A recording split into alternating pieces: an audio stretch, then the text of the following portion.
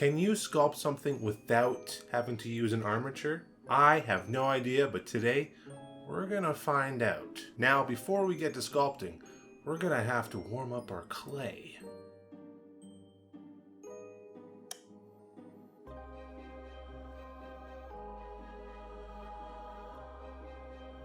And now we wait. A few moments later. Alright, let's check our clay and see how it is.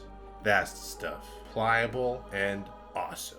Let's sculpt. Now that it's malleable, let's get to sculpting. First, we're going to cut off some piece here and try and figure out the head first. When you're creating from your imagination, I always feel like starting with the head is the best part because it kind of gives you the sense and the feel of what your character can be.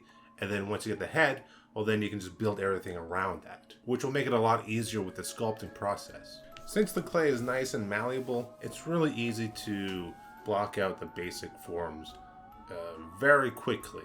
As you can see, we're placing the mouth, the eyes, and then the brow right here.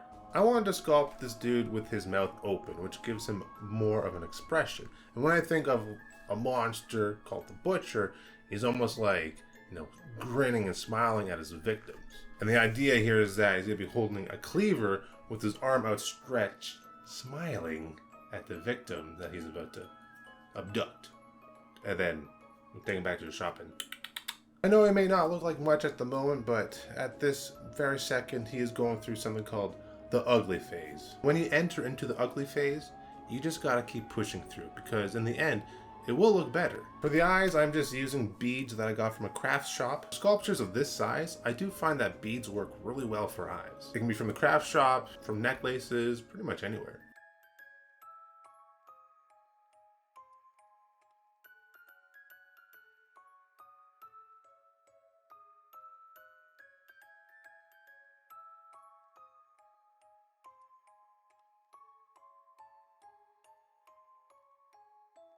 At this moment, I found that his head was too round and I wanted to square it off a little bit, which will make it a lot easier when we put on the hair later. I like the square head, kind of like Frankenstein.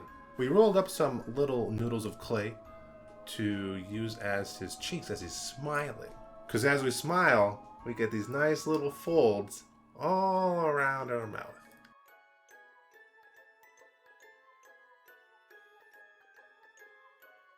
For his teeth, I'm actually poking upwards, which I'm making the gums. And then below that are going to be his teeth. Here we're adding in little noodles for the eyelids. If I had this small, roll up some little noodles of clay, put them on, and you can kind of gauge it from there.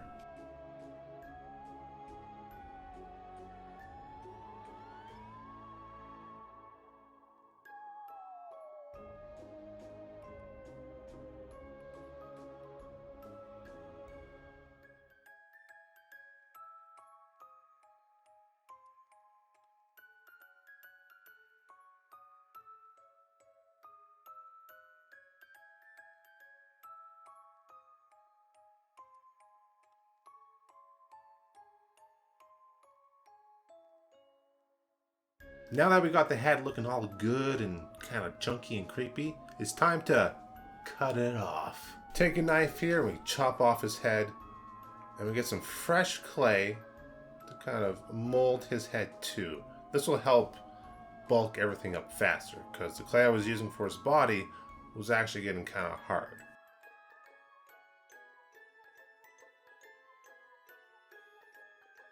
Adding in a bit of the pec muscles, collarbone, and right here I wanted this guy to have giant traps. I wanted this dude to be like a fat Hulk and beast almost.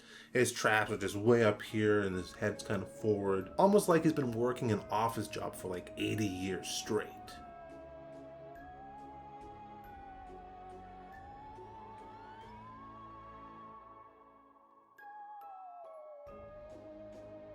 One of my favorite techniques here is to rake down the surface and then take the blowtorch and just smooth it all out. And then you get this really nice glossy finish. And we do it to both sides so it kind of looks even. And then we take some compressed air to cool it down. Look at that. Also, this only works with oil-based clay, like Monster Clay or Chiffon, or any other oil-based clays. And by the technique, I mean the blowtorch. Don't use a blowtorch on your clay unless it's like oil-based. All right, let's build up his body.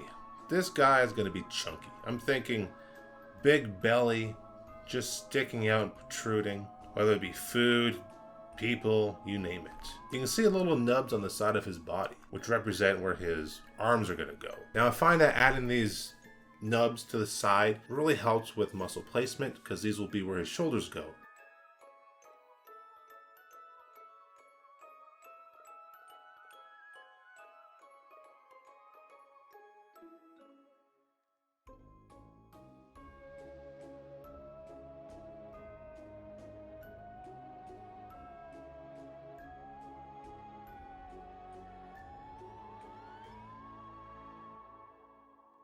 Adding on these big old fat sacks on his back.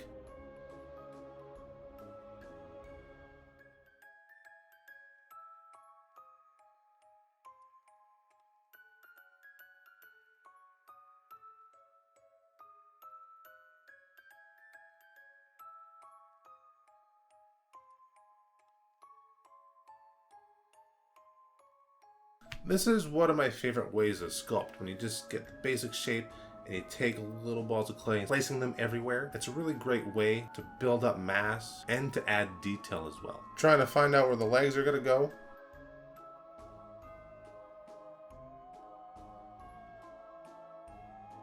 We add the legs to the model. Look at him, almost able to stand.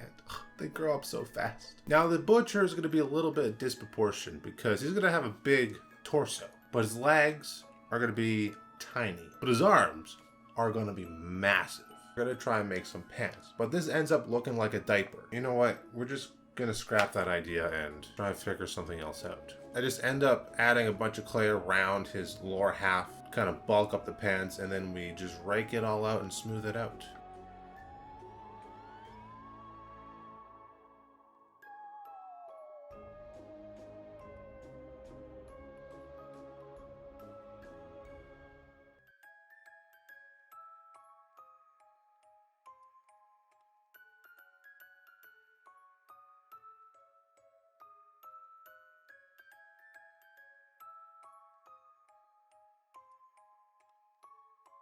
The pants turned out a lot better than I thought they would. Really adding in the seams around the bottom of the legs there, and the belt, and like the little belt straps, and then of course the zipper, it really brought a lot more detail to the pants. Now that we got the legs a little bit sorted, we are going to be making the arm that's going to be holding the cleaver. Just trying to make sure it looks right, it fits right, and that these arms are going to be a little bit bigger than, well, his torso. The best reference you can use when you're sculpting hands or arms is yourself, honestly.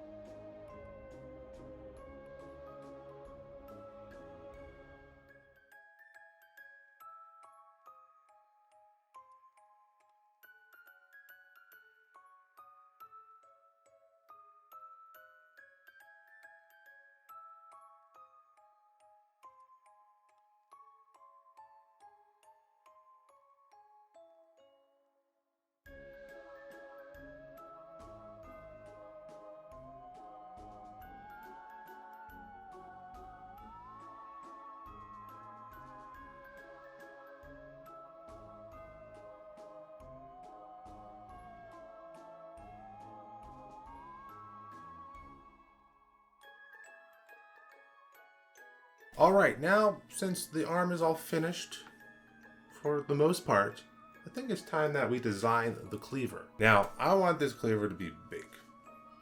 Something that's not too generic. So I came up with a couple ideas. The first two, I wasn't digging, but the third idea I had, I really like the shape of it and the curved handle. And this is the cleaver that I had. Using my calipers, I measure out the width and the height of the cleaver, and I kind of just sketch it on this rolled out piece of clay. And then we end up cutting it out, And boom, we have our cleaver, pretty much. Now we just have to sculpt it to make it look like a cleaver. And then the handle, of course, right? One of my favorite ways to make holes is to heat up one of your metal tools and just stick it right into the monster clay and twist. Look at that. Beautiful hole. Easy. Using the heat technique, well, we start to add in some nice little details to this cleaver.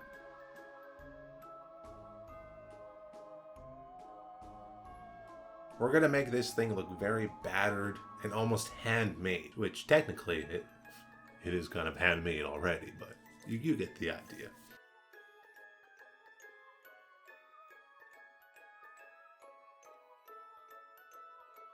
Now I tried many different ways to try and wrap the handle. The easiest way I found was to take a really soft piece of clay, stick it onto the handle, and slowly start to twist it. And in all honesty, this actually worked really well.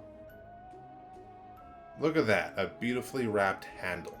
Now, the bad part about sculpting arms is that, well, you have two. I'm just measuring out the arm to make sure I get the right size so they don't look too disproportionate together, right? The arms kind of have to look like they're the same size. Got a nice piece of soft clay here, and we're just going to try and match everything up with the other arm.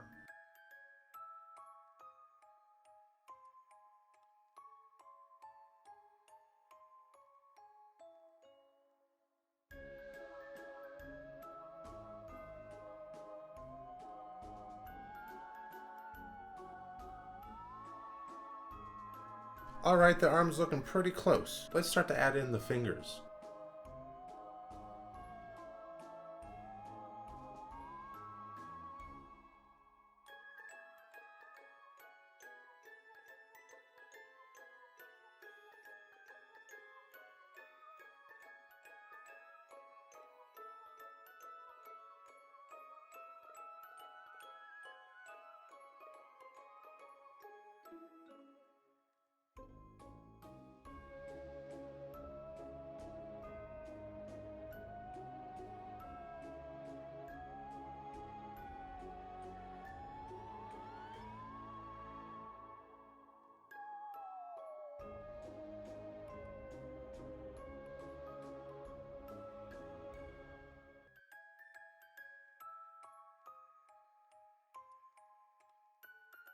At this point, the arm was looking a little weird with its anatomy, but a great thing about this kind of clay is that you can actually warm it up a bit and then you can twist it and deform it, kind of match what you're trying to go for.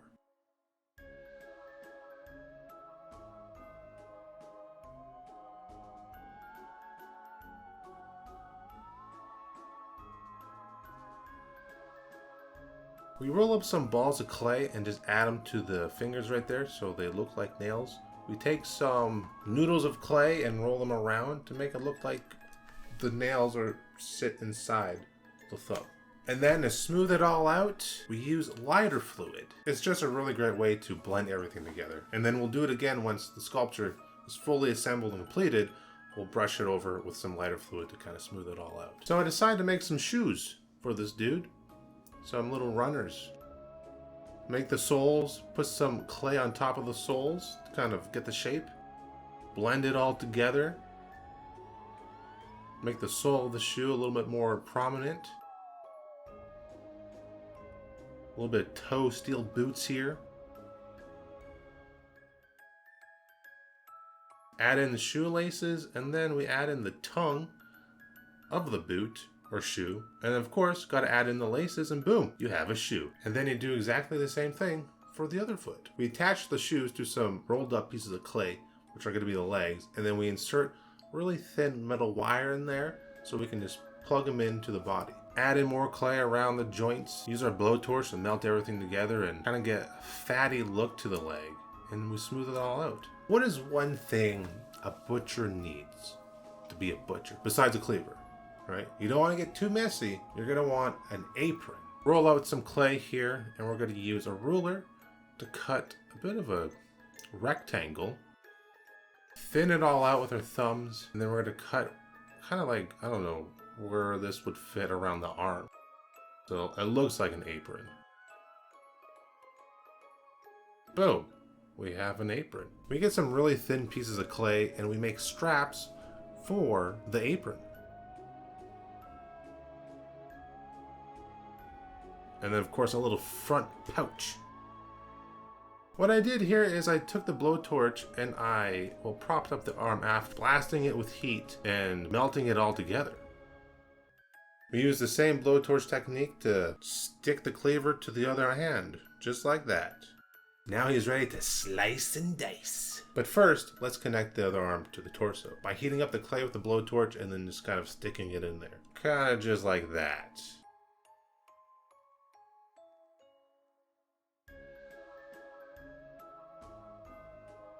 You know, I'm not liking how it's looking. I want to take this off and we're going to add some clay to the arm to make it a little bit longer. Now we're just going to sculpt in the deltoid.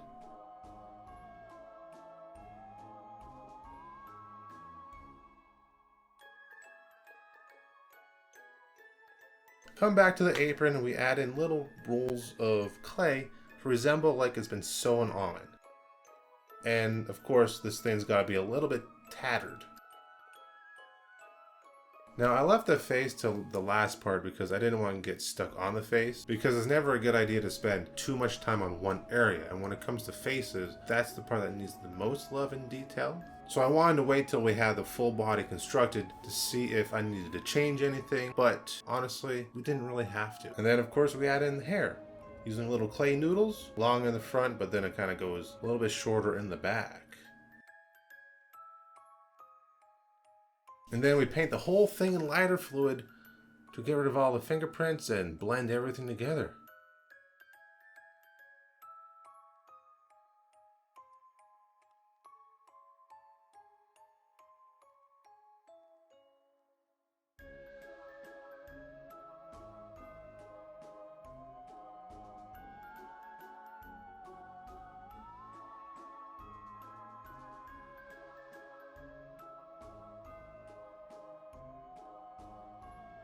Here he is, the butcher, all done. He is heavy. He's a good 3, I don't know, maybe like 2.5 pounds. He's a thick boy. Now I used this piece of wood and a piece of wire to stick up his butt, just to kind of prop him up a bit. He can stand on his own, which is surprising. But of course, you know, I want to display him. I don't want him falling over. So got that nice little rod up there, and I gotta say, my first full figure came out better than I thought he would. And he's just so adorable. If you enjoyed this video, be sure to hit that like button. Subscribe if you haven't already, so you don't miss the next sculpt video. And if you have an idea of what we should do next, definitely let me know, leave a comment. And I'll see you in the next spooky video.